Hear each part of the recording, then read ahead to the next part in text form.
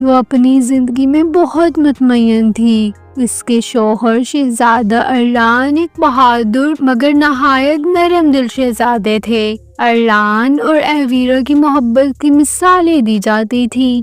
دونوں اکثر چاندنی راتوں میں جھیل کے کنارے بیٹھ کر باتیں کرتے اور مستقبل کے خواب دیکھتے جہاں ان کا بچہ دنیا میں آنے والا تھا۔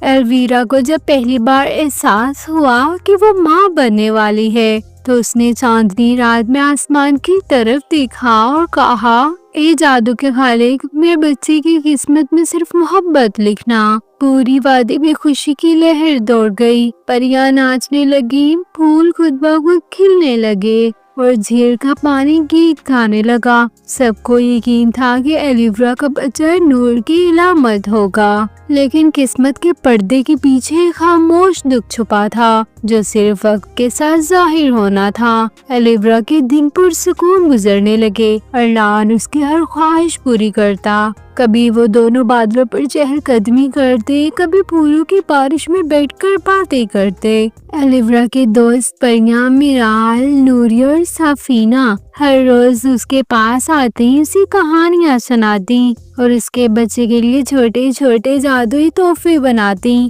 ایک دن میرال نے اس کے پیٹ پر ہاتھ رکھ کر کہا، یہ بچہ تمہارے جیسا نرم دل ہوگا ایلویرا۔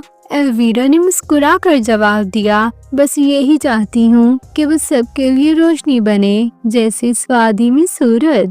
مگر ایک رات جب چاند پورا تھا، ایلویرا نے محسوس کیا کہ جھیل کا پانی پہلے جیسا چمکدار